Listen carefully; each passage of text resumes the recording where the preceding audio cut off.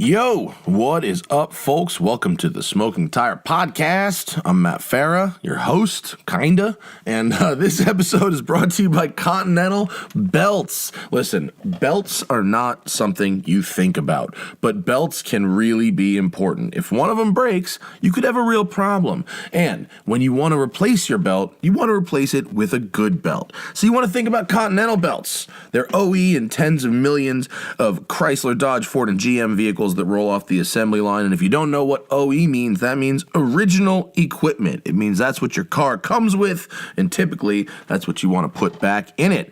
They're also OE on the majority of BMWs and Volkswagens. Now Continental is launching the aftermarket multi-V belt with the OE pedigree. It's their OE technology series, belts that are fanatically engineered for perfect fit, form, and function.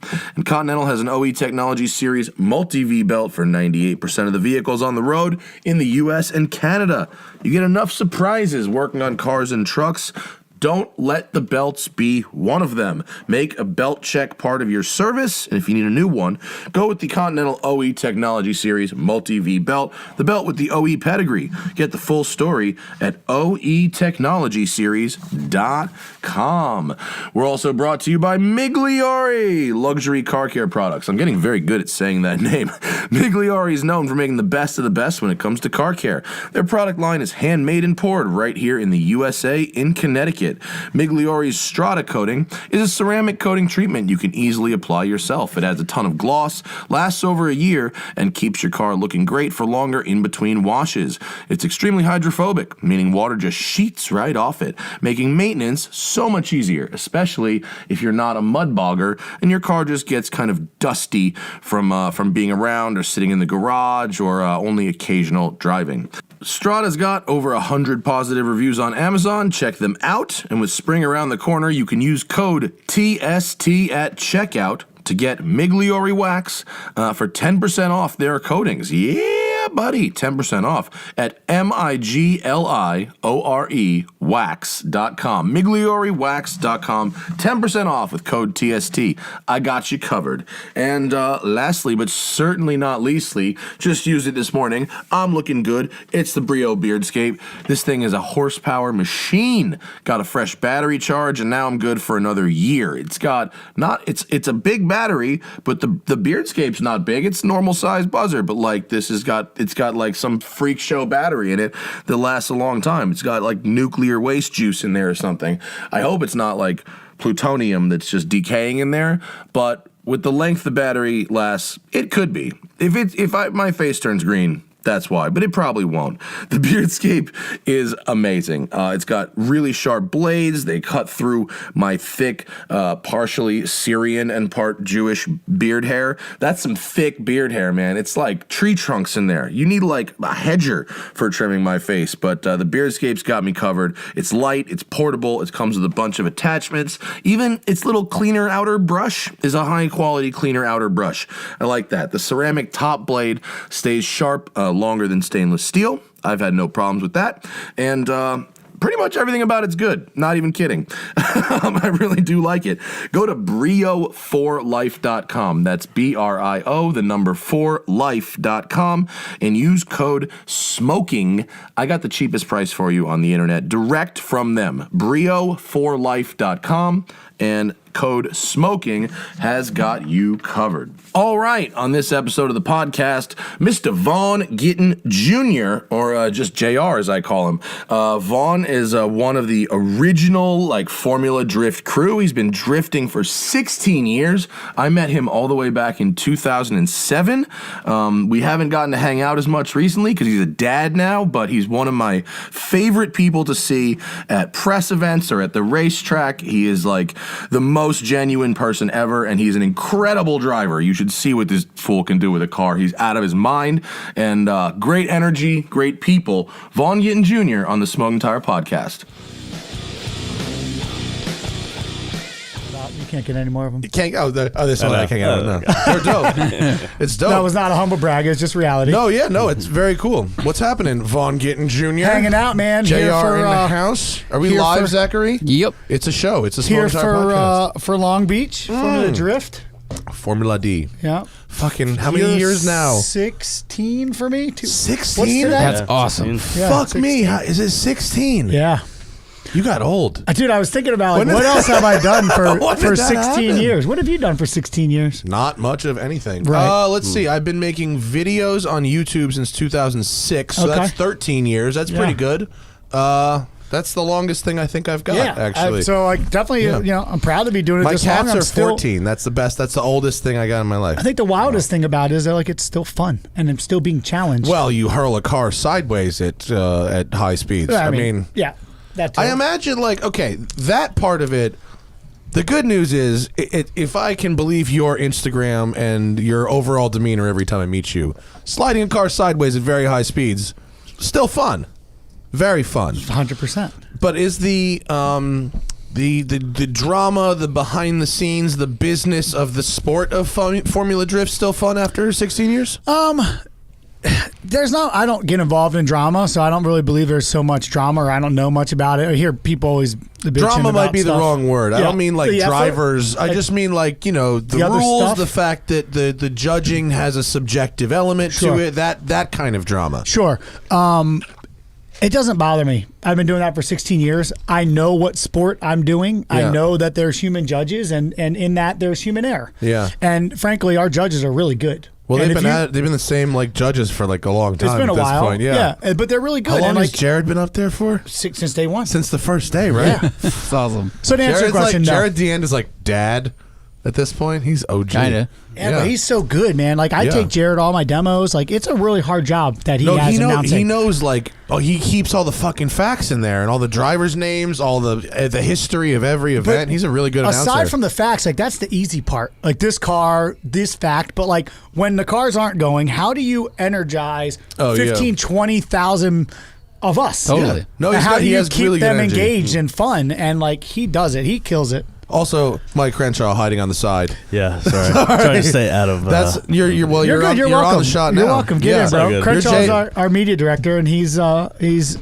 amazing dude, and been with us for a few years. And He's your suit, sort of, but not in a unofficial suit. But kind of suit, suit, yeah. but not in a suit. It's LA, so you don't have to wear a suit. You just have to wear a nice Well, watch. fellow journalist used Yeah. to be at least. So Yeah. In stepping LA, up, it's trying to. sneakers, nice watch, and that's a suit. That's all. That's your Got whole it. suit. Exactly, Yeah. yeah. I was unaware of that. No, you're in the uniform, You right? keep Yeah, very but dressed I just, up. I just. Well, you gotta I watch just do now, me. you know. Your Always. uniform is more Long Beach than LA, actually. Is it? Yeah, because you. That's kind where I of, came from, though. Well, I mean, know. I'm staying there. I know. And you also, it's really about the Monster Energy logos that really put you in Long Beach as opposed to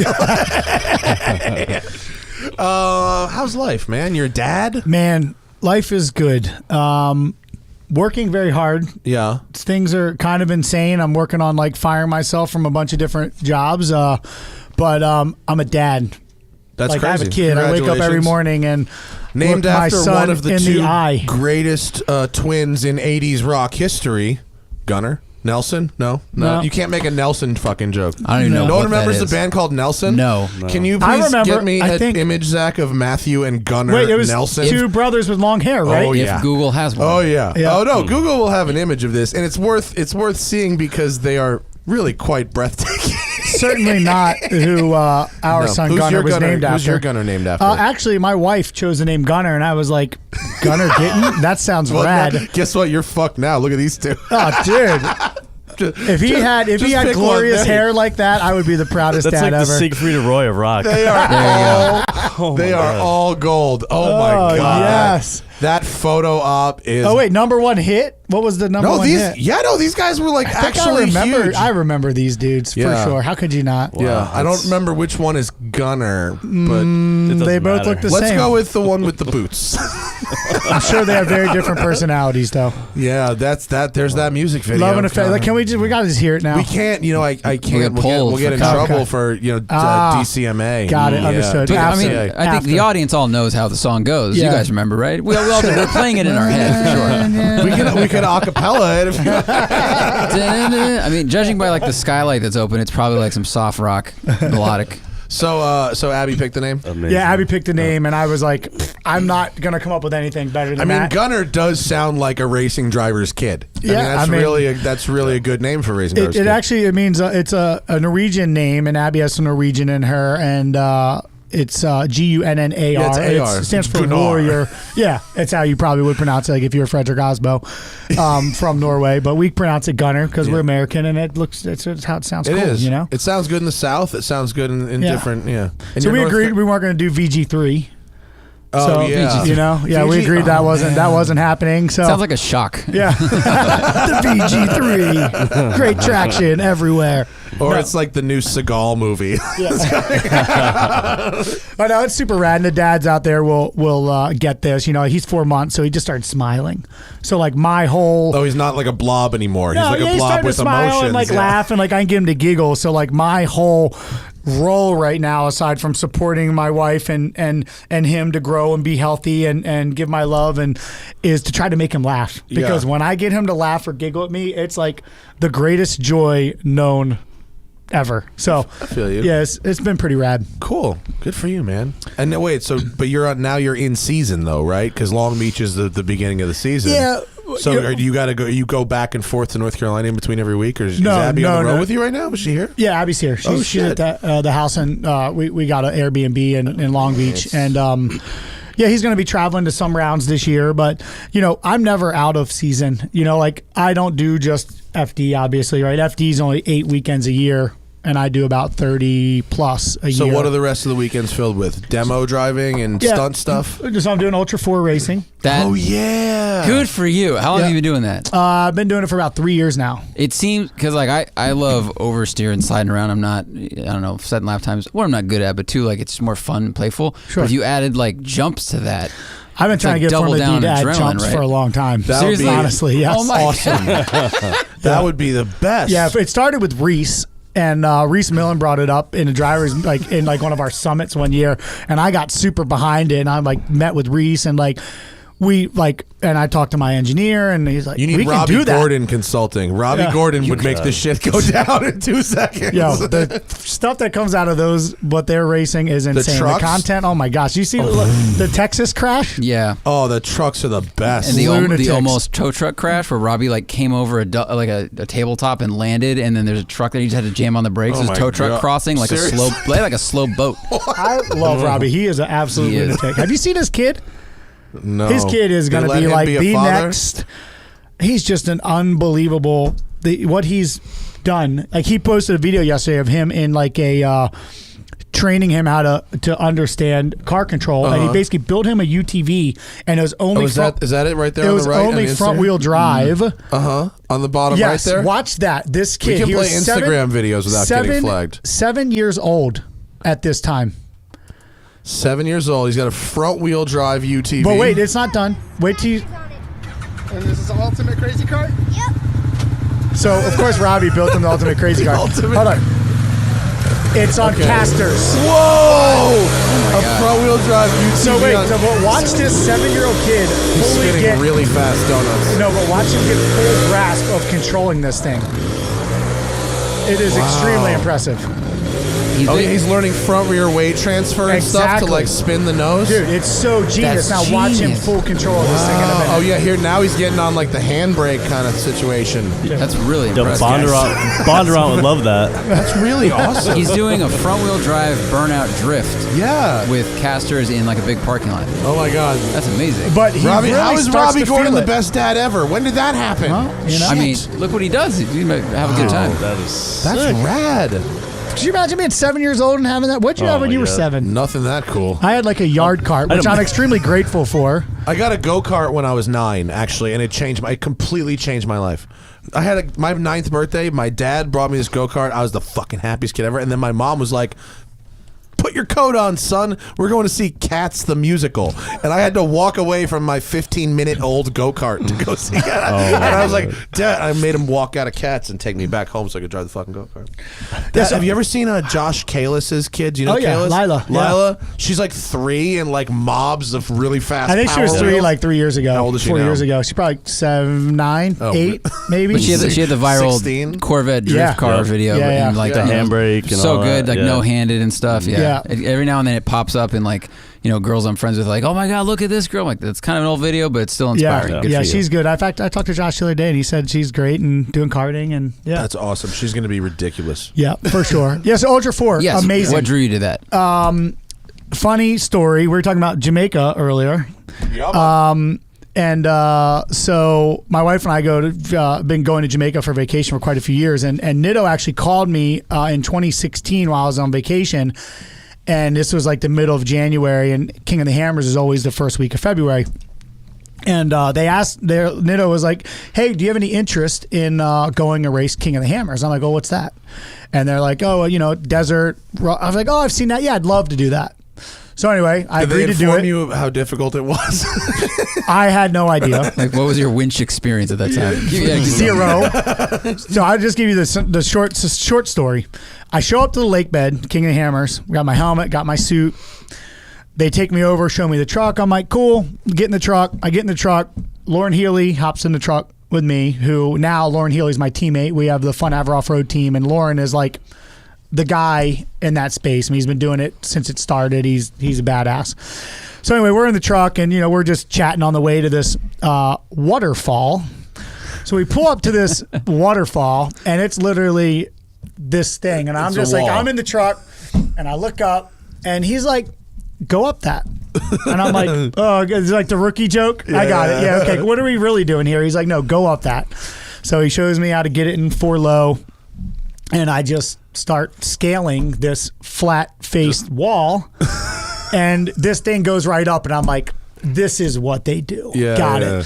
So anyway, I did a little practice in the rocks and went and qualified, and then the next day did my first race in the 4800 class, which is 2 levels below like the top. Is a spec truck. So it's like a buggy, right? Is that it right there?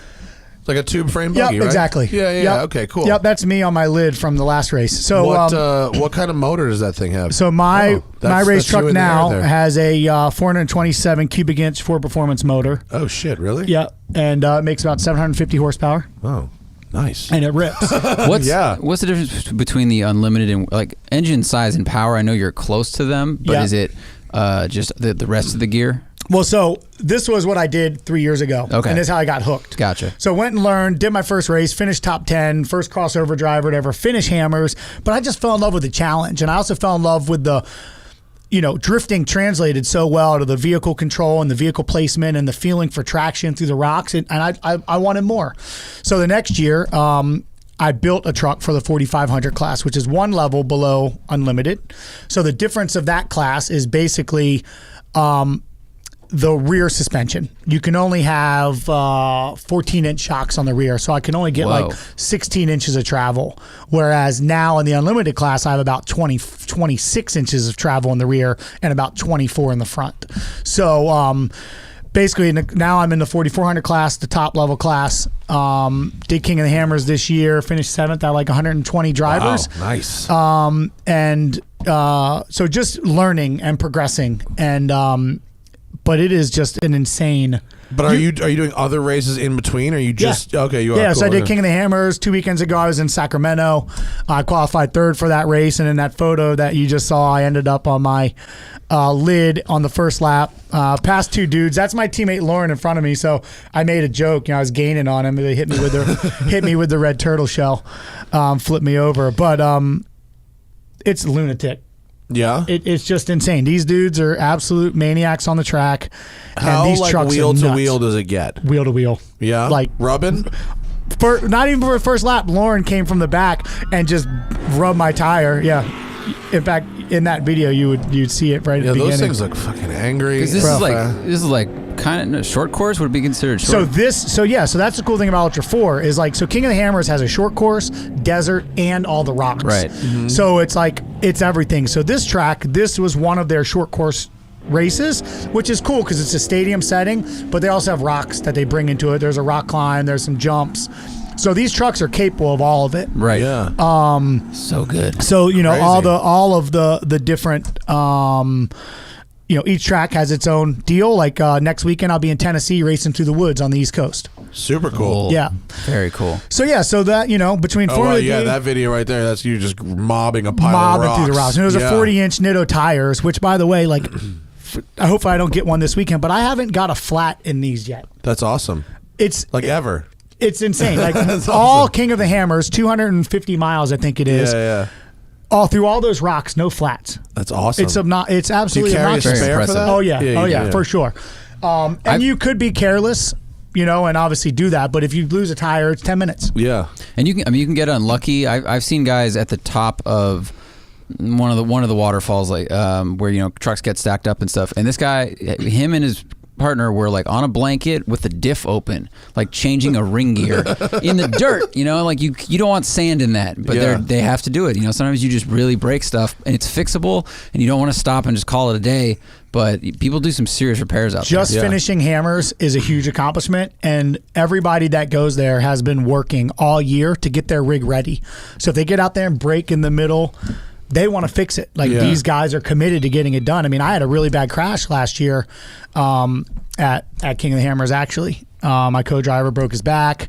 Oh shit! Really? Yeah, it was nuts. Yeah, I mean, it was 7 miles in. Like, this is a brutal race. We were going in. He's calling notes. We got in a little bit of dust.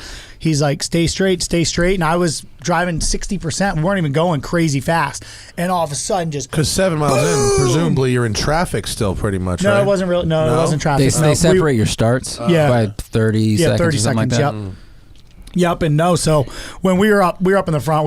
We qualified really well. So we were third car on, and I was actually at the time following my teammate in his dust, and we just hit a G out, and the truck just fully compressed and went up over one roll, and he hurt his back on the compression, and I waved down the TV camera to get him. It was oh my nuts. God! Did you have enough time in the air to think, oh, this is going to be really fucking bad? It was a very kind of a Talladega Nights moment. Yeah. Like, this isn't good. This isn't going to work out. That's not. No, it was nuts, and shout out to my man Glenn. He was actually the guy who co-drove with me the first time I did hammers, and I got him to go again, and then that happened. But definitely unfortunate. But it's one of those things, like, you get in the truck, you know the scenario. We both do, Yeah. That was the same class I think Jessie Combs runs in, or she runs level 3, and she rolled in qualifying last year. Yeah, like, Jessie runs 2 classes. Usually she would do 4,400, and then I think she'll do 46 sometimes, which is like the more stock class. Gotcha. I don't understand the numbers. Like, it doesn't the mean numbers? The numbers it doesn't mean anything to anyone, right? Oh. It's like, if you want It's people, not like CCs or anything, or weight. it's not or hard to anything? like figure out. It's not easy to go. Oh, it's Pro 2, it's Pro 1, it's LMP. Like, Right. it's almost easy I to think I'm going to understand. talk to them about that. I don't know where the numbers come from, but maybe we need to make it more like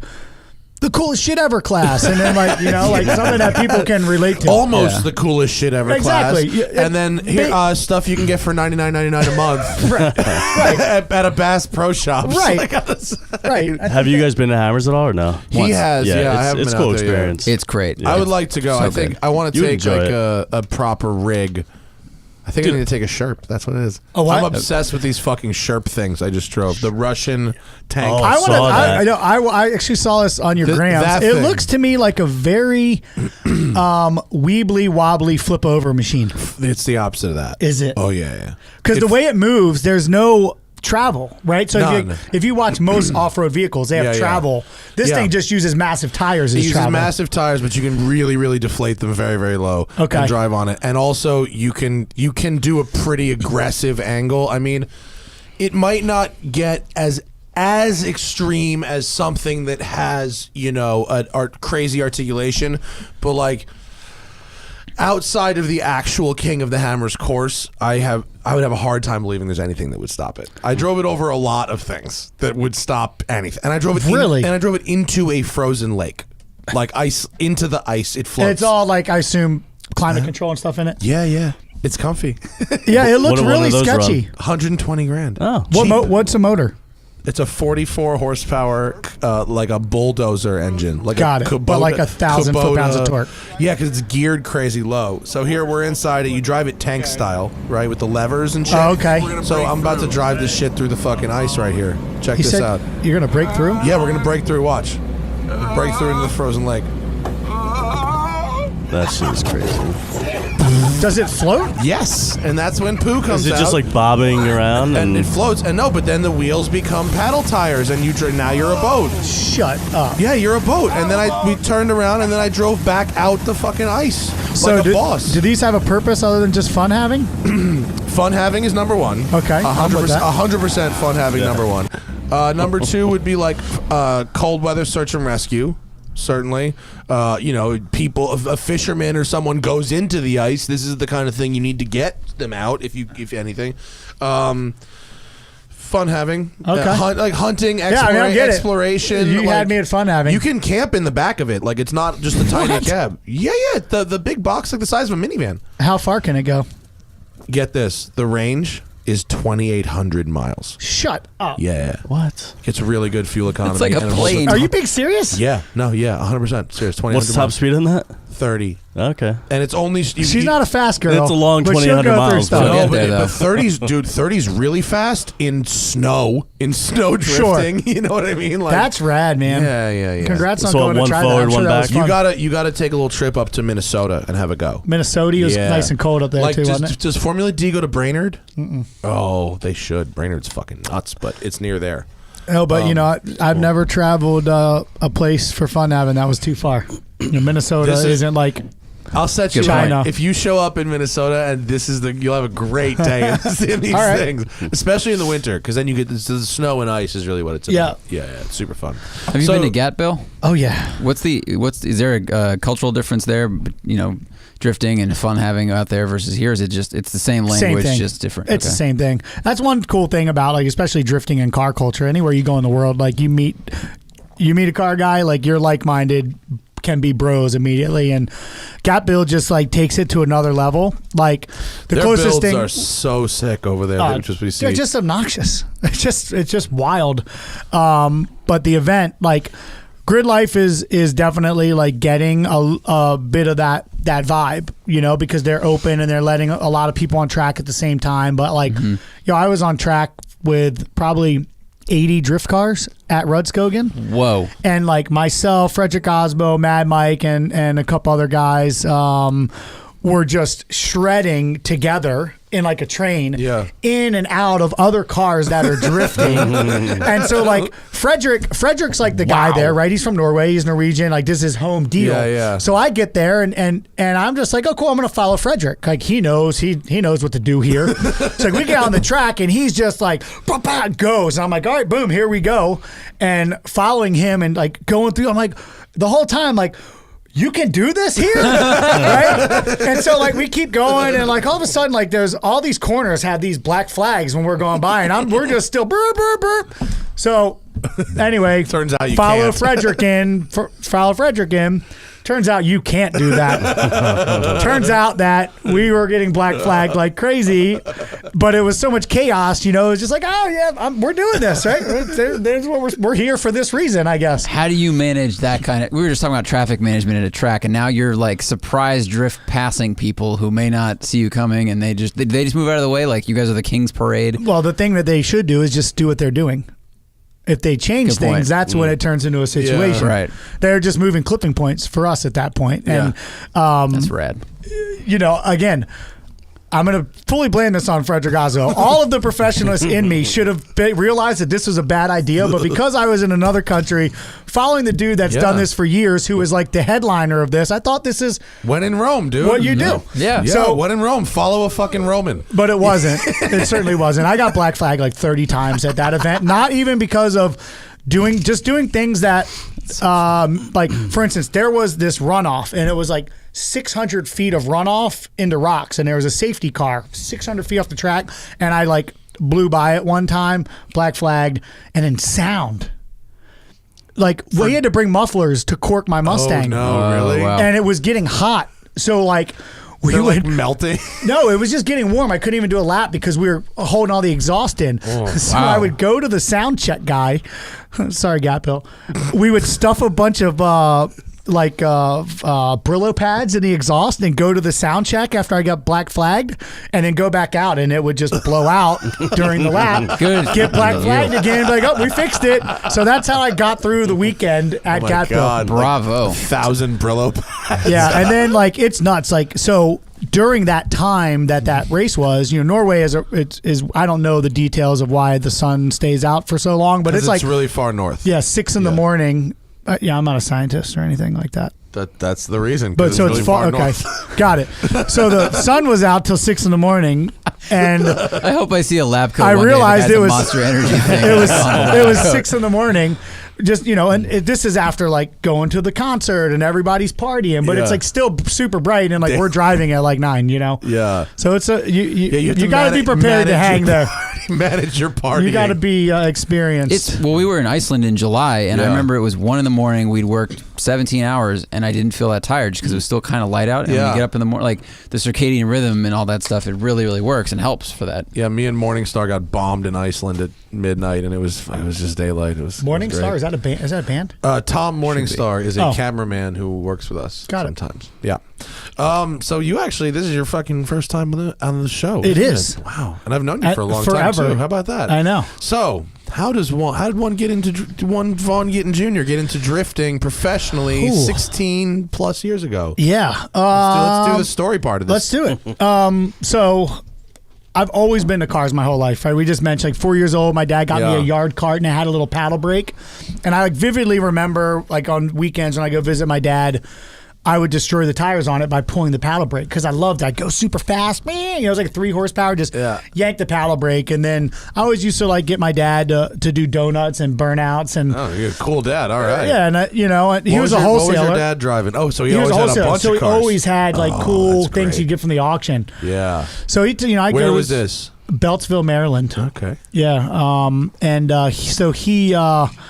So he definitely got me into it. And so when I was 18, like I said, he was a wholesaler. So he would hook my friends up with cars. We took a buddy of mine to go get a car, his first car. And he ended up landing on a 240SX. Okay. So we bought it from this auction house. And I had to drive it home because I was the only one that could drive on my dad's dealer tag. So when we left, like I kind of kicked the clutch and like did a little on the way out, like a little what I would consider a power slide, I guess. Yeah. So, I just felt all cool. I was like, yeah, it's cool. So anyway, he tried to do that like 3 days later coming out of our community college, spun it into a tree, and he bought the car for $7,000. And it was totaled effectively. And I was 18 years old. I had my own little detailing company, and so I bought it from him for $1,000.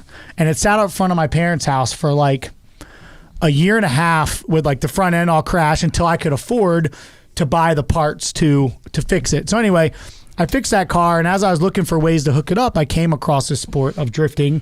Right, looking up 240 and Sylvia parts, drifting videos, and I was like, whoa, like here's this sport, that you can. What year are we talking about? This would have been 2002-ish. So I skipped 1 second. So I used to just take that car and go play in industrial parks and parking lots with my friend and play around. And then as I started to want to do more to the car, that's when I started looking it up and realized that there was this sport of drifting. Oh, okay. So this was around 2002 when I realized there was a sport. I'd been playing around for a couple years, just junkyard tires, and me and the boys would just go play. Saw this sport and I was like, whoa, like badass cars, chicks, smoke, like engine screaming. This is kind of like the this? Fast and the Furious thing. What is it? That's before Fast and Furious. That's true. Well, it would have been Fast and Furious 1. It would have been before Tokyo Drift. Okay. Yeah. 2000 was Fast and Furious 1. So right around that time, they started having organized events in New Jersey, DG Trials, which is now Club Loose. So I went to my first event. Now, I'll never forget, this is a funny story. On the way to that first event, so I had a 240SX, had a green stripe down the side, and I had tires like up in my back, and I'm just like driving 2.5 hours to Jersey, and this Fox body Mustang pulls up next to me, and I got an SR20 in the car now. Oh, yeah. So a Fox pulls up next to me, and he's like, hits his purge on me. Oh, and he's like, he wants to go. So we're rolling down the freeway, and we get on it a bit, and we get on it for about, I don't know, we're doing slightly over the speed limit for sure. And I'm pretty sure outside the statute of limitations. Outside the statute of limitations, and there is a enforcer of that statute of limitations on the side of the road. Well so done. like I am in front of him at this point, so I basically pull in front of him, and we're going up, and I kind of like scoot over in front of another car.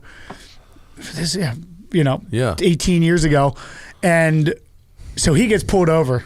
Nice, right? So I go to the drift event and I show up to the drift event. I fall in love with this drift event and like, the people, the culture, the challenge. And I enjoyed it. And that's where I met all my Drift Alliance brothers, Chris Forsberg, Ryan Turk, Tony Angelo. And anyway, at the end of that event, I leave and the Mustang is outside the gate. Like he was watching outside the fence. Like he didn't go in because he got there so late. I guess he didn't want to pay.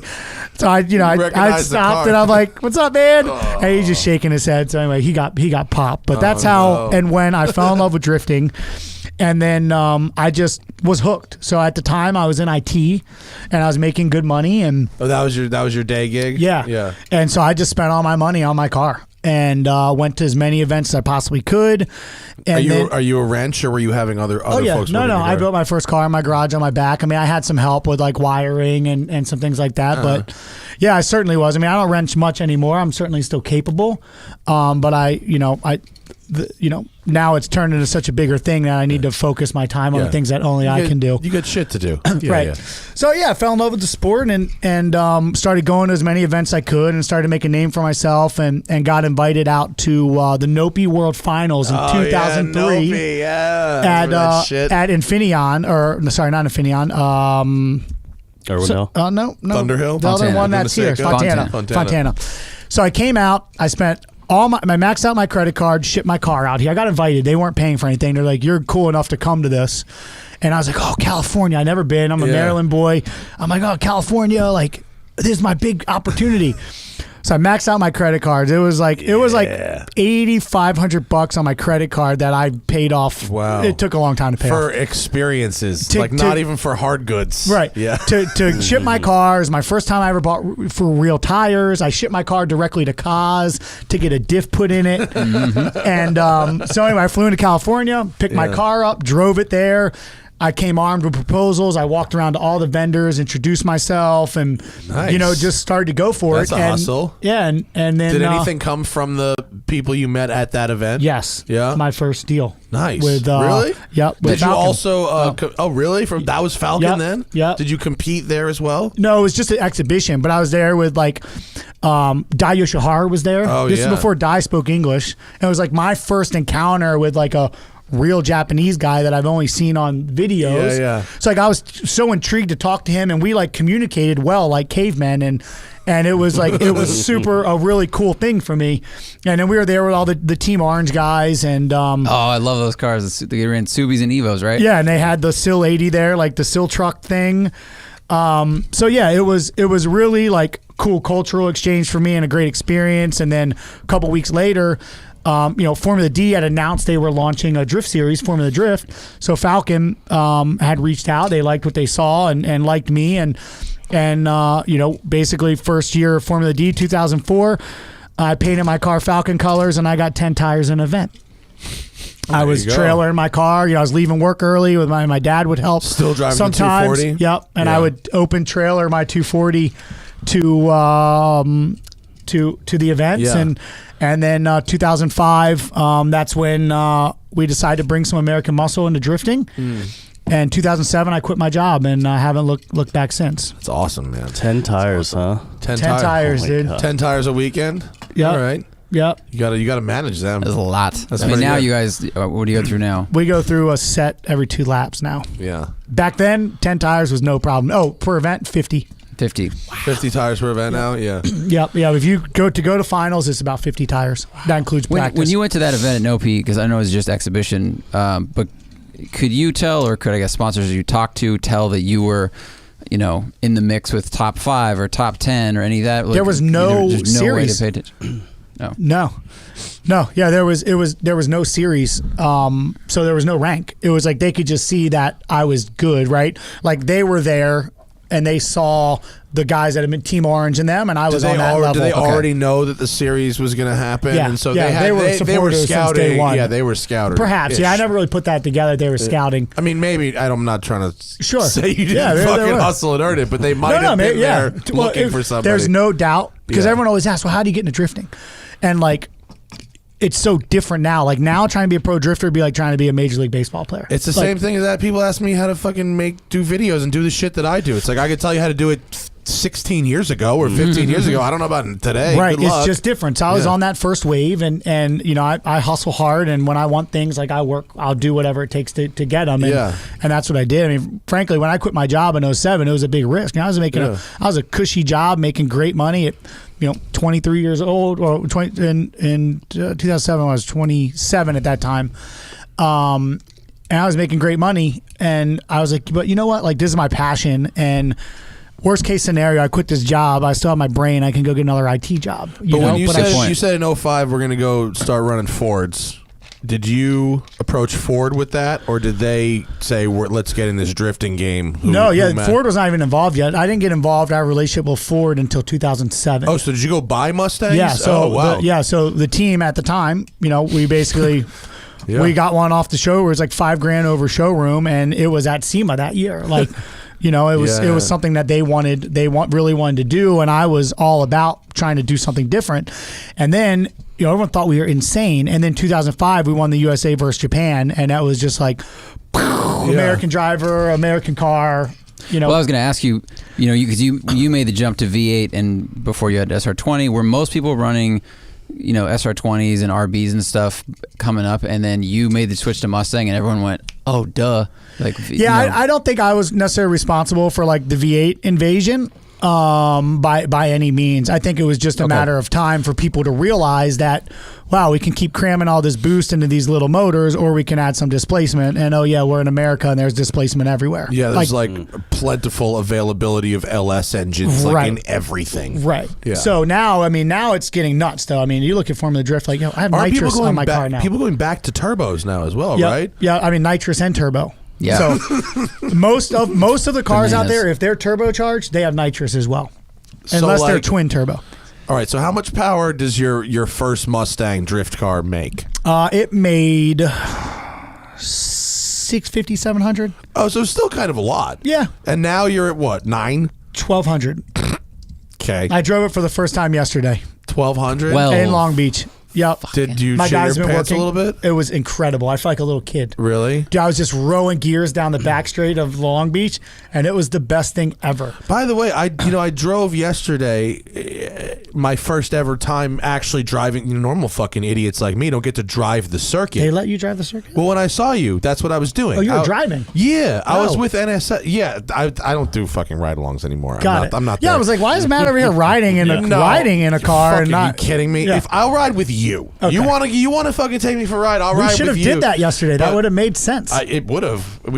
I assume that's what you were doing down Saturday. there, Can we go? Right. What's happening on Saturday? Rides It's are all done fucking now. done. Friday, Saturday is all Whatever. business. All right, maybe, unfortunately, another time. Next year. Irwindale. You do it. Irwindale. There's actually a potential jump drift corner. That last corner on. Have you ever driven the complete course? Yeah. Okay, so We did demos at that entire course. I drifted the entire Long Beach Grand Prix like 3 years in a row. It was that amazing. last little corner that has a little curb, a high curb on the inside, onto the straightaway where you guys start your Formula D runs. Got it. That last corner Yeah, onto yeah. that straight. Got it.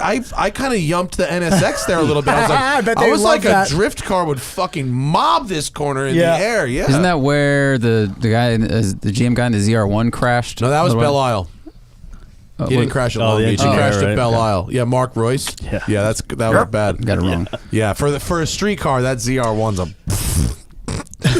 Yeah. Yeah, so yesterday is our Okay. guys been working. We won Irwindale. We had a really bad year last year. We won Irwindale. In fact, we had a double podium. My teammate Chelsea Denofa and I was first. He got third. And I took my girlfriend to that, and she had a great time. We Did were up she? in the skybox with Victor, and Oh, sick. we were clapping from up there. We didn't get to see you afterwards, but Oh, sick. late congratulations on that. You destroyed that Thank last you. run. Yeah, it was a serious battle with Frederick Osbo for that win, and it was a huge thing for us because we had a really rough year, and not being arrogant, but we have great years. We work really hard and we come correct, and we had one of these years that was like it was literally my worst year ever on paper last year, but not because of lack of effort or lack of plan. It just shit happened, right? Yeah. So anyway, it was a really great thing for my team and for myself, and the guys worked their ass off all off season. dropped 200 pounds out of the cars. Wow. And then we worked with Mala and Roush Yates and Ford Performance to get our motors ready to handle up to 300 additional controllable horsepower nitrous. So what is this fucking nutty motor that you have? now? It's called a RY45. It's basically a lot of the FR9 NASCAR technology. NASCAR is a 358. Our car is 455 cubic inches. Do you have any regulations on your power? You might not want to for look at that. That's being redone. Do you have I was looking for engines. Do you have any regulations on your horsepower? No. So what are the regulations? I mean, I know there's a book, but the short version of it, how close or how far can you be from a production Mustang? Sure. Unibody must remain the same. Okay. You can lightweight it. You can cut some things. You can cut up to the shock towers. Okay. Okay, so cut to the shock towers, and we build basically crush structures from the shock towers out because we are throwing ourselves at walls. You do hit them. The car does get shorter, so it's easy to fix. Yeah. Bumper budget. Bumper budget. Yeah. Yeah, and so basically unibody remains the same. You can move suspension pickup points up to 2 inches, and drivetrain's unlimited. That's effectively. So that's a lot of freedom. I mean, yeah, there's a tire to weight rule. So basically, based on the width of your tire, what it measures on a Formula Drift tool defines the weight that you have to be. What's your favorite? I mean, not to give away trade secrets, but like, what's your favorite tire to weight kind of fun zone for a drifter? Sure. Well, for competition, you want as much grip as possible. We went to the 315 NT555 G2 this year. At all four corners? No, front is 315. Sorry, rear is 315. Front is 275s. Oh, really? Yep. Oh, I didn't realize the stagger was that big. Yeah, we ran a 295 last year, but we made some changes to front end geometry, which gave us more mechanical grip, so we could run less tire. Oh, cool. Less weight. That's how we less unsprung. Exactly. Yeah. So that's how we saved. Part of the other that we work with Centerline. Oh, I'm amazed at that level of stagger. Yeah. Like a road course Mustang would be square. Would be super is square. Up. Yeah. Yeah, but we do most of our steering with the rear tire. Like the only time we really need the front tires is when we're initiating or transitioning. So you'll see we've had setups where we're just on 3 wheels the whole track. I have seen that. I have seen pictures like that. It's crazy. And that's just because we're trying to drive that much grip into the car. So that's why people are like, well, why do you need 1,200 horsepower for drifting? Well, because we're running 6 pounds of tire pressure and pulling wheelies, trying to get as much grip as we possibly can to drive the car forward while the tires are spinning. Yeah. So it's the sport has gotten absolutely nuts, and that's the best thing I can say. Is everybody running 1,200 horsepower now? Pretty much. Fuck me. We have been the lowest. With a 455 cubic inch full blown racing motor that makes 950 horsepower at the flywheel. We have been the underpowered cars the last 2 years. That seems very silly, right? Yeah, that seems very silly. Yeah, but it's real and it's insane. What is Frederick's little four? Does he have a 2J in that little hatchback? No, that's a 4-cylinder turbo with nitrous. It was. I mean, it was like a Group B engine. That's what it was sound like. They go through an engine like every round, but do they? but it works, and that car rips. And Frederick is a machine. Very good. Should your powertrain last the season? Yep. No problem. Yep. Yeah. But that's the difference with displacement, right? Yeah. Like you need it somehow. You're under stress. You're either forcing air in it, or you're using nitrous or some power adder to get there. Because we looked at like big blocks, we looked at pro stock motors that make 15, but they're like 600-700 pounds. So if, let's say, I don't know, you get a magician or something, or you rub a magic lamp, if you could get 2,000 horsepower and then put that down, would the advantage be that you can outrun your opponent and through the corners and everywhere else? You create more distance while sliding, and then you're just gone? Yeah, you would be able to put more grip in your car. Because basically the limiter is your power, right? How much grip can you put in the car and still be sideways and still have angle and still get out to all the clips? So yes, you technically would be able to have more grip if you had the tire to handle it or the mechanical grip from the chassis to handle it. You would be able to drive away from your opponent. And in drifting, that's not the goal, but it's the easiest way to win. If they can't hang with you, right, you create a gap, and in the judge's mind, you take away the chase driver's proximity. So, but it's not that easy anymore. It used to be our game a few years ago. We would just show up with the fastest cars, and it would be really hard for people to keep up with us. Now everybody is on that level. Yeah. So you need to now win with precision and proximity and being the more ballsy driver. How do you get used to not seeing a thing? Like Well, it's to only driving certain totally, places on the you track, know, but you don't. That is seriously the worst thing ever. I mean, even in Ultra 4, like it being blind is the worst. Like Yeah. there is a level of muscle memory. So like, for instance, you saw Irwindale. Yeah, right. Right. So there's only a few spots that you're blind. So what you do is during practice and everything, you find your marks that you can see when you're not blinded. So you might be looking not forward. To Right. be like, all right, when that passes my A pillar, like I do this shit. Like, Right. And it's just muscle memory. And like, you know, you just have this clock. Like, okay, like for Irwindale, like I come off the bank and I go here and I know that when I'm transitioning, I'm going through smoke. So you just have this internal clock. Okay, I'm on throttle, 2 seconds, boom. Wow. I'm not thinking that, but you just trust You your know that- subconscious. Yeah. You know what I mean? You just trust that. Man, that's some sketchy shit. I agree. It is. And like when I think about it, fucking it sucks. shady. When I just do it, it works. So that's just what I try to do. I just try to be. Imagine like the fucking F1 drivers in the rain with the like not Yeah, no being in kidding. first. Right? like you ever see some onboard F1 in the rain? Yeah, you you go, can't say what? anything. You see the What? red blinking light. That's it. What is this guy doing? Like no break, missed for 90 minutes. Like all right, Right. outta Yeah. here. No, it's nuts. And it's the worst. Like taking vision away, driving is super scary, but it's just part of the deal. Yeah. Do you still like? I don't know if you still have it, but like a couple years ago, you built like a fucking missile Fox body. Do you still enjoy a good day out with a missile, or do you Love need it. do you need to have like a real real setup car now? No. I love it. That's one of my favorite cars to drive. Like, and I try to explain this to people. Like, there's all these there's levels to this shit, like everything else, right? Missile cars and fun drifting is the core. This is why I got into drifting. If you think you want to get into drifting, don't think about you want to go to Formula D. Yeah. Think about you want to go have fun with your friends and bang doors and laugh your ass off the whole time. So to me, like, thou never lose the want of doing that.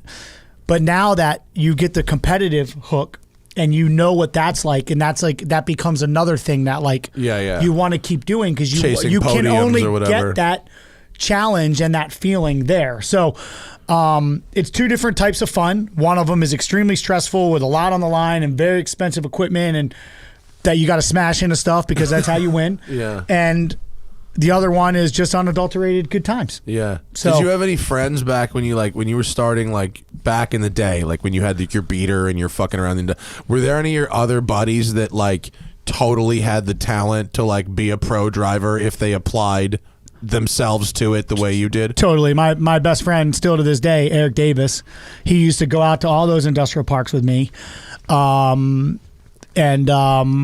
You know, he was a pro motocross rider and still super good. Is that the Eric Davis I've heard of? Yeah. Yeah, okay. He's my co-driver in Ultra 4. He's my best man at my wedding.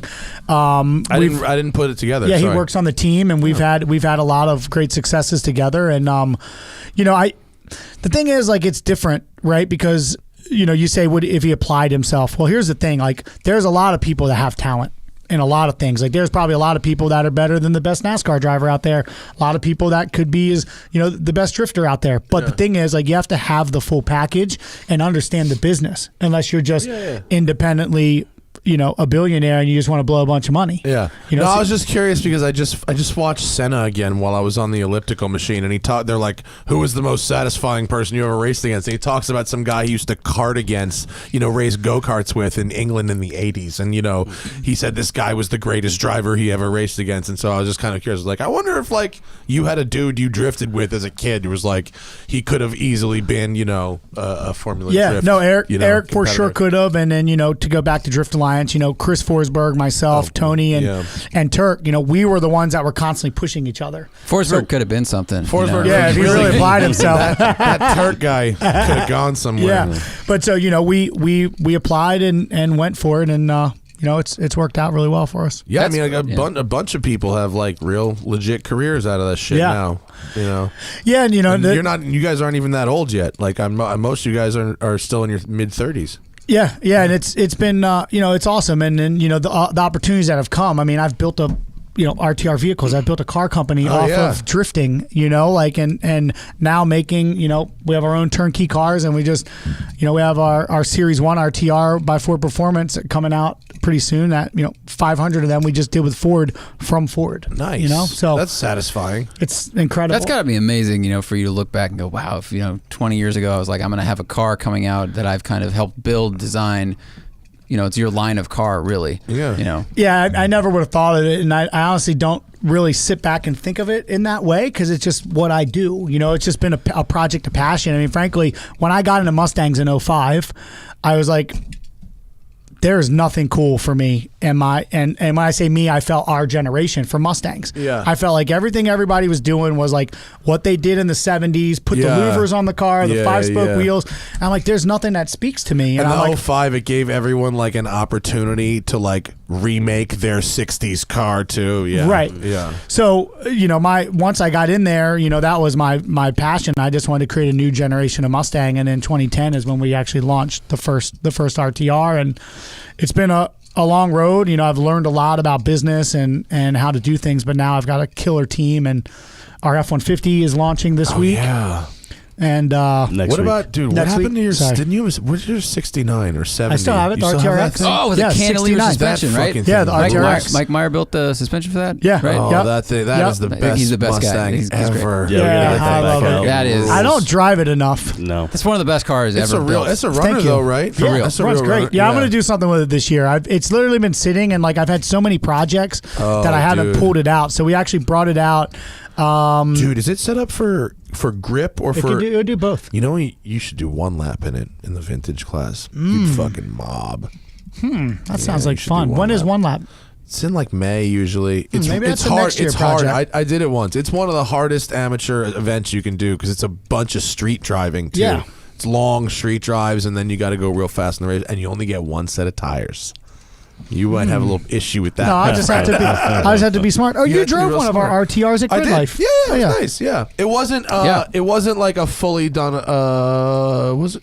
No, gray it one. was. It was the gray one. It was the gray one. Yeah. Yeah, So it was real fun. That was good. Yeah, it it's just was very fun. It felt good on the track. It felt like a It natural was thing more to be there. composed than a regular GT, for sure. We do suspension. Like what I wanted to do was have a car that a Mustang. Mustangs are amazing from the factory, and I just wanted one that someone could buy and they go drag racing, road racing, drifting, whatever, right? And just a very well balanced, fun car. And so, it's got adjustable suspension and it does that. So It was nice. Didn't we have an M3 that year? And We I did. remember it being like did. kind of comparable in a lot of ways to that. I think that the was new good. Mustang is like it's the M3 but slightly more reliable right now. I mean, as an overall, it's like a great overall car. I mean, it's a good bullet's, like, pretty GT car. fast. It's comfortable. I think the interior is really nice looking now compared to like 2011 when it was just gray.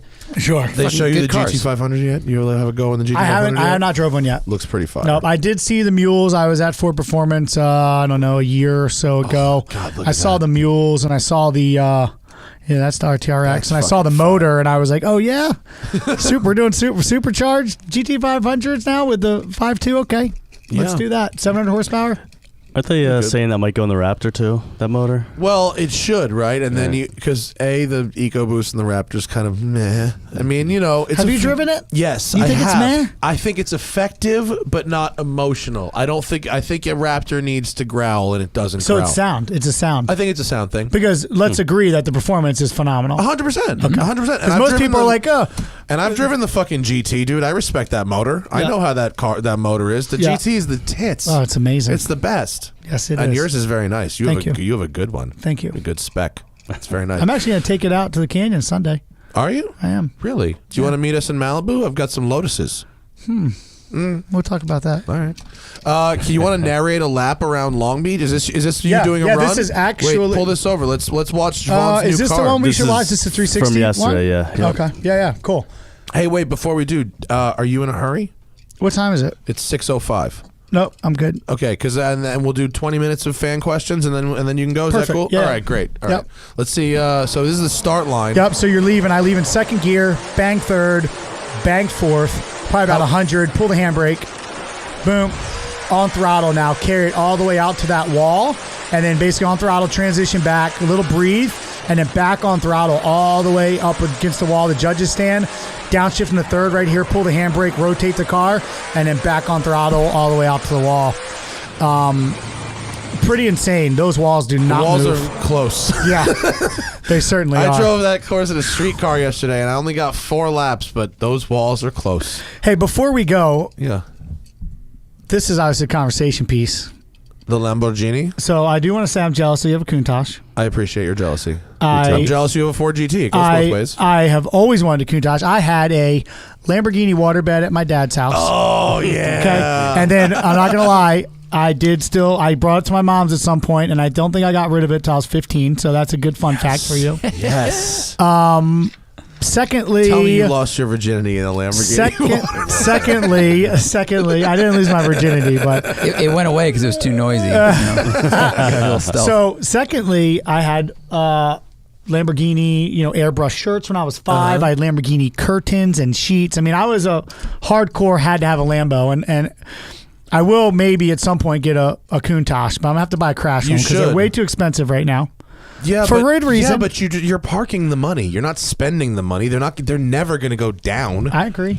You I parked it in the GT though. For now, so. No, you did. You're going to do well with that. But you should have one. They drive so much better. Everyone should have a Countach. Here's the problem that you will have with it, which maybe you don't have a problem with your non-race Well, hold on. cars. Let me get into it real quick before you tell me how horrible it is. No, it's I not just want to horrible. agree with you. It's amazing. It's amazing. So going back to Gatville, okay, I had a chance to meet my childhood hero.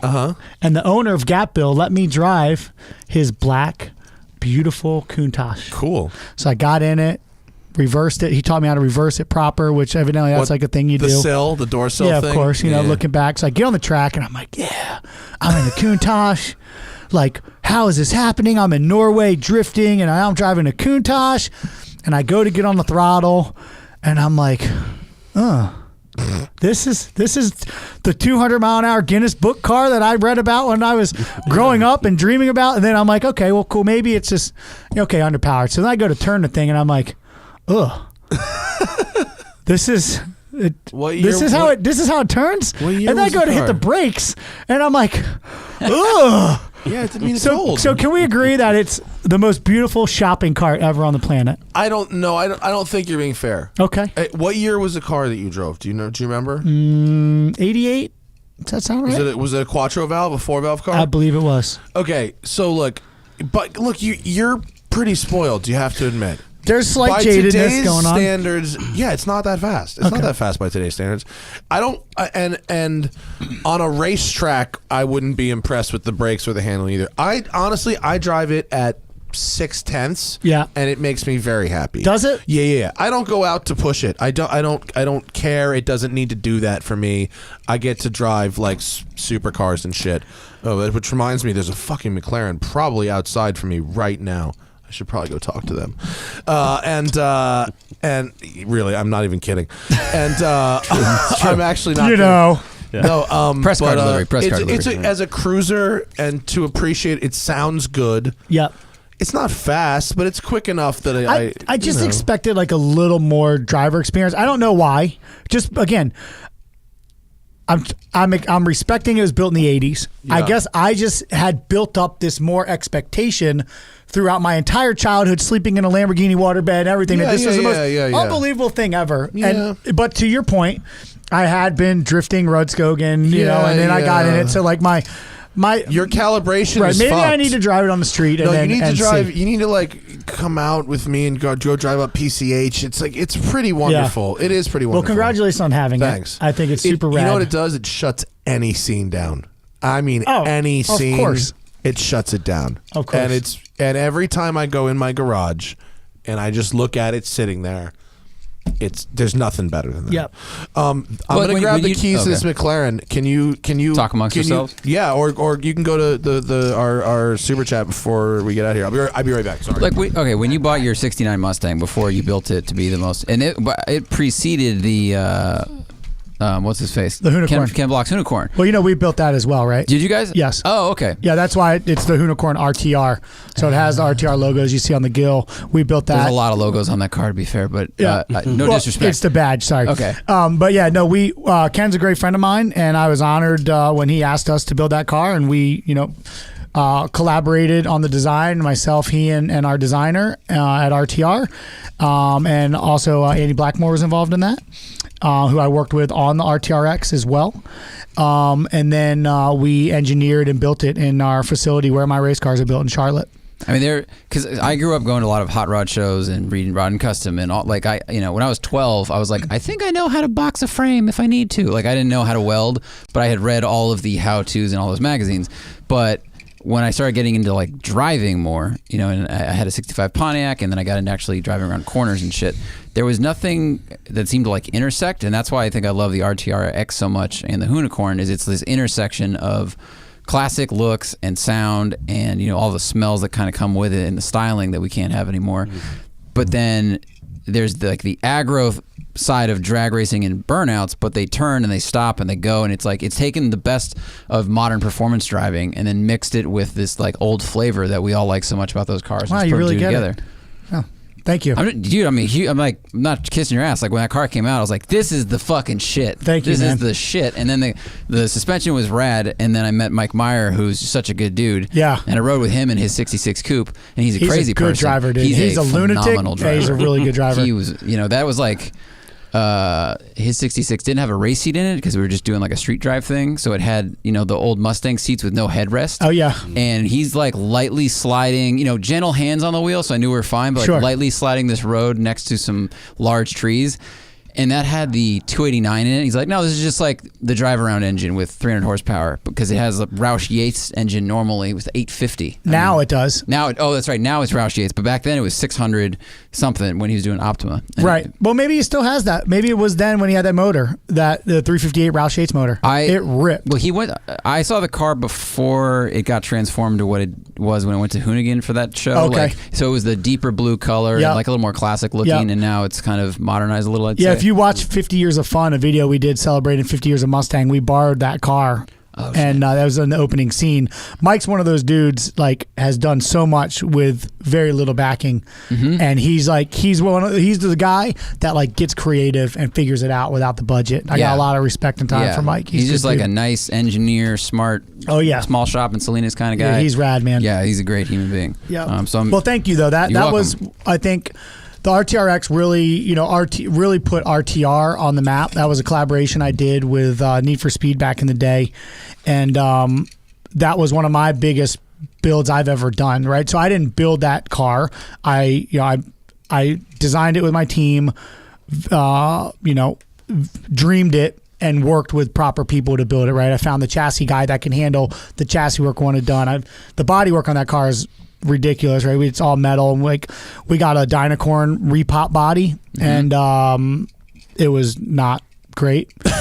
We had to add metal to fill every seam. Dude, and there's no everything. you cannot buy like body work that's good. Right. You just can't. Right. You have to make it or fix it. Especially when it comes to that kind of stuff. So, but yeah, thank you very much. It was a car we're really proud of, and you will be seeing it again soon. Nothing happened with it. I just had Busy. no time with it. For sure. But Busy. it's time to play. Yeah, absolutely. Yeah. Fun hours got to have fun. Yeah. Do you have a big shop at your by your crib or at your crib, or do you like? So I live in Maryland. Yeah. I do have I have a pretty large garage with my office above it, where That's I house nice. like That's my a personal good my personal vehicles, and then our facilities in Charlotte. So we have about right now between RTR and the motorsports program, I think about 30,000 square feet we're using up. Nice. Yep. Are you in Charlotte just because there was so much good talent there from stock car NASCAR? Exactly. Yeah. And it's kind of been a progression. Like I just basically the team that used to run my old team, when we left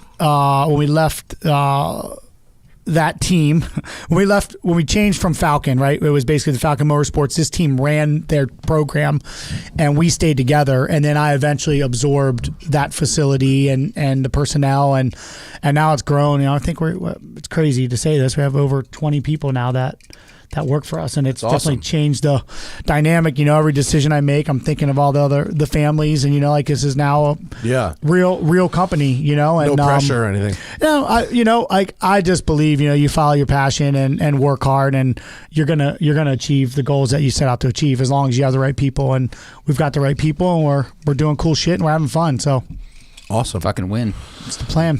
Sorry I had to go outside, but You're you good. should see the color of this fucking car. It's fire. Okay, I'll check it out on the way out. Polaris blue. Ooh, fancy. Was it 720?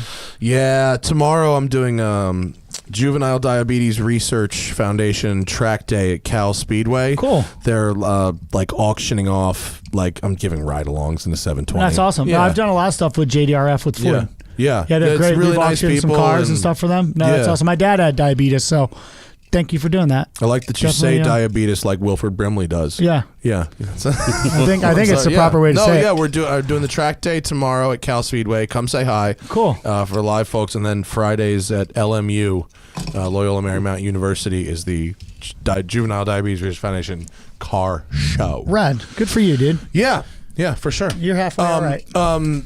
I will say the thing I was thinking about the Countach that you may not like. I is wasn't that trying to dish you by any way. No, I was I don't care. honestly thinking that you were going to fully agree with me, but now I have to take a little check. It is what it is. You know what I mean? It's from the fucking 80s. So like, Yeah. I've driven a Testarossa also, and I've driven a 308, and I've driven all those, everything of that period. Okay. My daily driver is an 87 Carrera. So like I drive everything of that period. Sure. And like in the context of all of those cars, it's on the money. Is it? Okay, fair enough. Yeah. It's at least as good to drive as a 308 or a Testarossa. Fair enough. Yeah. Okay. But if you're, I mean, look, you have a fucking the sickest race car ever. Like nothing is as good as that. So, Right. like, No, yeah, sure. You know, Maybe I it would had take a hell of a- little bit of higher expectation. My point was Yeah. you always hear don't meet your some don't meet your hero. So I'll tell that you was the what. only hero I ever met that I was slightly Yeah. disappointed. Dude, But I still felt cool my as shit first behind the wheel. hero was a DeLorean. So Okay. so that was my baseline, which is like There the you go. opposite of your fucking race car. Sure. You know, so and I'll tell you what, just pulling up somewhere. The way that people look at you in that car. Do you know how many people? Because I've been to Pebble Beach and whatever. And I say this a lot. I'm sorry for repeating it for the audience, but like every time that car leaves the garage, every single time, somebody loses their fucking shit. And somebody, maybe that person, maybe someone else tells me this is the first time they've ever seen one. Right. Every time it goes out, I'm showing it to somebody for the first time. And that is such a great feeling. Yeah, I was gonna say because you're saying like the attention, and like for me, It's like, not about the attention I know, on me. right? I don't like it. I know. Yeah. I was just gonna say that I don't like that with the GT either. Yeah. And like for instance, like it's been in Long Beach, and I was gonna bring it to Media Day just because my car's here. I brought it out here for the winter instead of being in Maryland, and I was gonna take it to Media Day, but like I part of me was like I don't want to be that guy, but like when you look at it as like that. Bringing it out for people to see and experience and check out. Yeah. Like, You're not that guy. It's okay. right. But when you look at it in that perspective, like that's a great feeling. Yeah. Right. When people come up to you and it's like you take yourself out of it and then be like, oh, your car's cool. Like you're giving them joy. Yeah. You made their day. Like Yeah. just having a car, putting gas in it can make somebody's day like that. Yeah. And to me, like smiles on faces, like that's what I enjoy that so Yeah. much. Yeah. So I'm And glad it's- that you have that perspective as well. And you see that. And it's good for the car to drive it every week anyway. Yeah. Like, the car's very happy when it's driven. Is it? Yeah. It loves being driven. Good. It's so happy right now. Yeah, I'm stoked for you that you have one. That's good. Smart Yeah. for you, and what a childhood dream. Yeah. To, Next time to you're in have town one. when you don't have to work, we can go up a PCH drive or something. Okay. It's Sick. really, really I would lovely. love that. We got a few questions before Yeah. we send JR back out into the traffic. Yeah, if you want to come Sunday, you know. I'm coming. Are you there at the track on Saturday? No.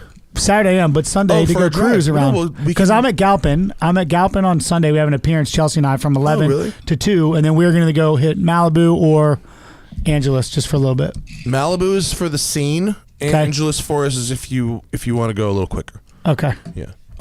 We could talk about Okay. that off the Yeah. record. John, I was going to actually see how much fun I could have not going over 10 miles an hour over the speed limit. not that much fun. Yeah, there's a road I want to ask you about because. So we'll talk about this, and I'll also tell you my personal time in the GT from Newcomb's Ranch to the gas station at the base. But we won't talk about that on the air. John says, have suspension changes been made for FD? Presumably he means for this season. Will there be more three-wheeling? There will be less three-wheeling, actually. Oh, really? Yep. Should I elaborate a bit? Yeah. Yes. Sure. So basically, we had those cars moving around a lot to generate more mechanical grip. The tire that we were on last year was developed about 4 years ago, and the progression has been insane. So we basically had to get gnarly with our chassis setups to hang with the grip that these newer tires were generating. So we basically put a ton of weight jacking in the car, softened them up, and made the car's weight transfer. So when I pick up the throttle, we had a ton of anti-squat on them. So I pick up the throttle, all the weight would transfer for the back. The anti-squat would work and try to lift the rear of the car up. And we had a massive front bar, so when the car's sideways, it's putting everything on the rear, so it would lift the car, and we would three-wheel everywhere. It would be the best pictures ever on and it made the Instagram. great photos and this, but it was sick. insane to drive and on a really big knife edge. Like like driving my car this weekend, I'm like, Did you literally have 50% of the grip at the front? I mean, no, the grip it would only hurt on transitions. Like I said, we don't usually. It was only transitions and turn in, but like because a wheel would land or because no, it would be because on transition, you'd have to land and it'd be lifting the other one up. So like, you had to transition fast to kind of get through that middle. Yeah. But sometimes like on a big sweeping mid corner, you'd get a little bit of understeer mid corner. You just had to stay in it and hope it didn't just plow. Okay. So it was a knife edge, and I was driving a really, really hard car to drive, but it looked cool as shit. Okay. So, so that's it. So we changed it a bit. Now the NT555 G2 from Nitto has more grip, and so we are able to chill the chassis back out and make it way much easier to drive. So after yesterday, like can't believe how easy my car is to drive. Like it's like this is what I've been up against for years. Yeah. Everyone driving these really easy cars that are easy to make adjustments, and I've been on a knife edge, but I'm grateful because it's made me a better driver. Like now the level that I was at because of that. So I'm really looking forward to having something easier this year. Yeah, I mean, yesterday I've never seen both drivers actually happy getting out of the car for the first time. So it was pretty good. Pretty cool. All right. Lalo says, I'm flying in from Chicago for Formula D. Nice. Rented an LS3 Camaro from Turo. Good. Have fun. He wants a recommendation for a dispensary. I should have read the second half first. Sorry. Marina Caregivers. Never mind. That's it. It's Marina Caregivers in Marina Del Rey. It's off of Washington. Raiden says, as an IT guy, Vaughn is my hope that I'll have an exciting job one day. RTR grills and wheels will be on the GT soon. There you go. Sick, man. Thanks, Raiden. We appreciate it, and you can do whatever you want, man. Go get it. Takes effort. Go get the job. Z HUD says, why did you guys switch from the NT05 to the NT555? Longer lasting. We have to run 2 laps on the same set of tires, and towards the end of last year, that was a big problem. So we were literally, I don't know if you guys saw it at Irwindale, but I was driving through that little water puddle after every lap. Oh, yeah, I remember that. Yeah. That at Club Loose. Yeah. That was to cool my tires so that I could have good grip for the second run. Very smart, though. And so we were lucky we had that there because we were struggling last year a lot just to get 2 laps down and be fast on both laps. So the NT555 G2, we've gone up in size and it lasts way longer. Like just for instance, Long Beach last year, we could only get 2 laps in, and yesterday we were getting 4. Just to give you an idea of the difference. Huge difference. Do you think the same, I mean, this may sound like a dumb question, but consumer advice, would the same thing apply if you're just driving on those tires on the street? Probably. Would they last longer than NT05? Absolutely. All right. Yep. Good consumer advice. Yep. Can you scroll down, Zach? The microphone's blocking. I can't see anything. That is as much down as I have, never actually. mind. Eric says, in May, I plan to do my first drift event in my JDM Mark IV Supra. All right, Sick. good for you. I've done autocross before and have hooned some, but any tips for my first drift event? Yeah, I think, that car has a lot of grip. And so when you're beginning, you don't want a ton of grip. So my suggestion would be to free it up a bit by just running a little bit higher tire pressure.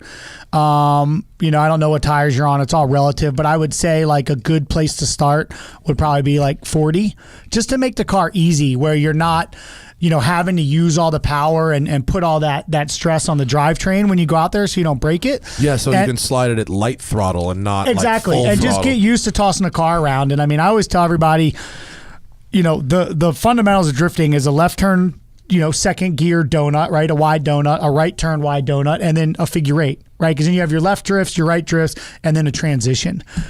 So I would, if you can go to a safe place before the drift event and just kind of get familiar with the weight transfer of your car, that would be really good. And then don't be scared to ask questions. Everybody in drifting is super cool. Everybody's very like-minded and down to help. So just be smart and drive within your means, and watch where you want to go, not where you're going, and where you don't want to go. There you go. 2 cones in a parking lot. Barry says, what was working with the Grand Tour like? That was super rad. They put our RTR Spec 3 on there, and it was very flattering how well our car did against the competition and how much they actually liked it.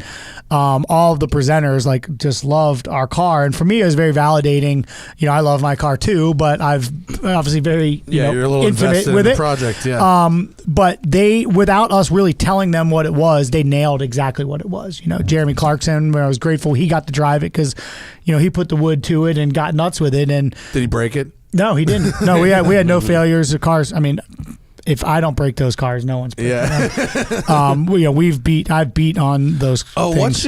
what's your sidebar? What's your verdict on the gearbox in the regular Mustang GT? The 10-speed? No, the manual. I've driven a bunch of different modified GTs where I've gotten grinding second and third gears. Well, did you grind them, or were they grinding when you got in it? No, it was grinding when I got in it. Right, so those guys are just trying to shift you fast. They have a short shifter in it, probably? Maybe. No, they didn't. But I mean, Okay. I don't know what happened before I got the car. But sure, but that's just a bad synchro. I mean, that could be from them banging gears and not having the fast enough clutch timing, or my experience with those I've heard a lot of people complain about the transmissions.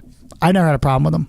Okay. But I also drive things for what they can do. If the transmission doesn't want to shift that fast, you don't shift it that fast. Mm-hmm. You give it a beat, get it in. Yeah. You're not losing a ton of time by being nice to your transmission and putting it in gear. We talked about this, I think, when we had that M3 and then my BMW, but BMWs don't seem to want to be slammed into gears super fast the way I think Corvettes shift. There's some cars I've driven where you can just kick the clutch and jam second or Vipers. third or fourth.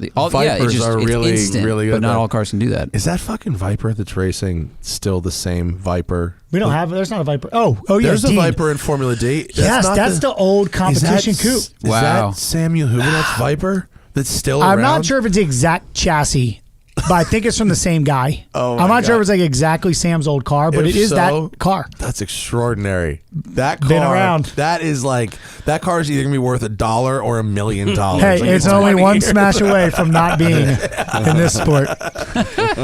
Last question, and then we'll let you hit the road because I don't want to keep you over our time. But Paul says, do you still have a drift car in Europe, and are there plans to enter any competitions over there? I do not have a competition drift car in Europe any longer. I will be over for Goodwood this year, which is just fun and exhibitions. Have you done it before? Yeah, the last 3 or 4 years. Really? Yeah. Is it, as a driver, is it enjoyable? I've heard actually kind of mixed reviews. I've heard it's fun, but you have to sit in the woods for a couple hours. Yeah, that's the thing. The time, yes, you're sitting, you got to get in your car about an hour early, and you're going up a minute and a half climb, but it goes back to smiles on faces, right? The people there love it, and their energy is just, contagious. Yeah. And it's sketchy, so it's fun. It's narrow, right? Oh, it's super narrow and sketchy. So, for me, it's basically a driveway.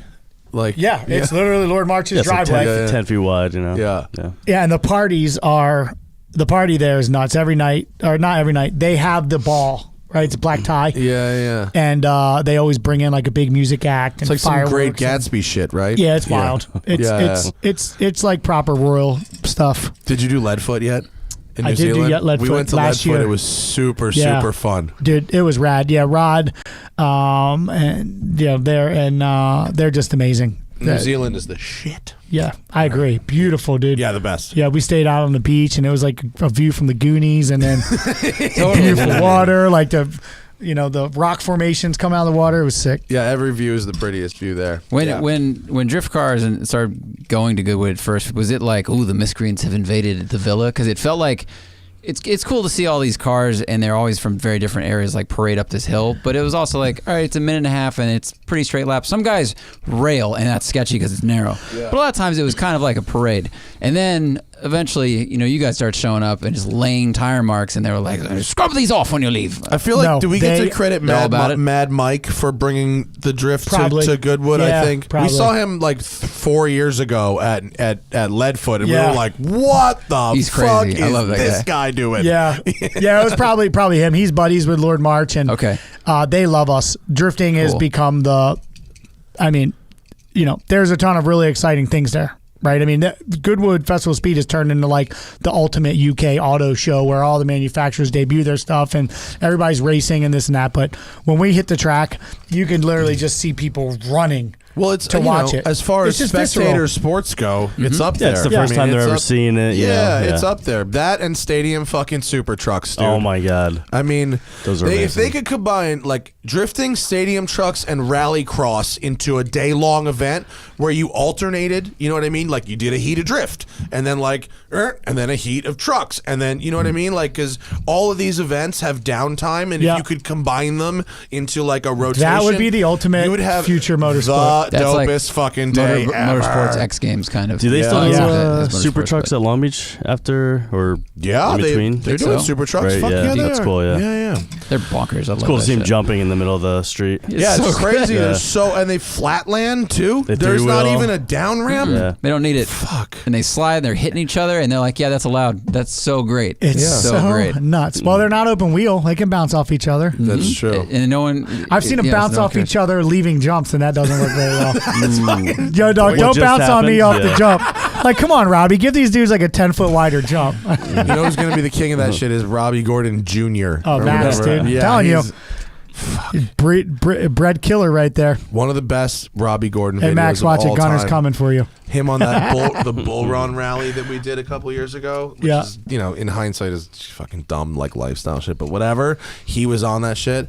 And he had an SRT Jeep and gave no fucks. And there's a video of him scaring these 3 people in his car who were just like, Robbie, you don't have to do that, Robbie. And he's just like, he's a lunatic. He's amazing though. What a talented dude. Thanks for coming in, man. Thanks for having me, man. Good show. I appreciate it. I can't wait to see you race. What day is it's Saturday, Saturday. Right? Yeah, I'm coming to see it. It's like Saturdays like from 2 to 10 is like the best. It's like the vintage race and then Indy qualifying and then the IMSA race and then you guys. It's stacked. Well, we're this Saturday.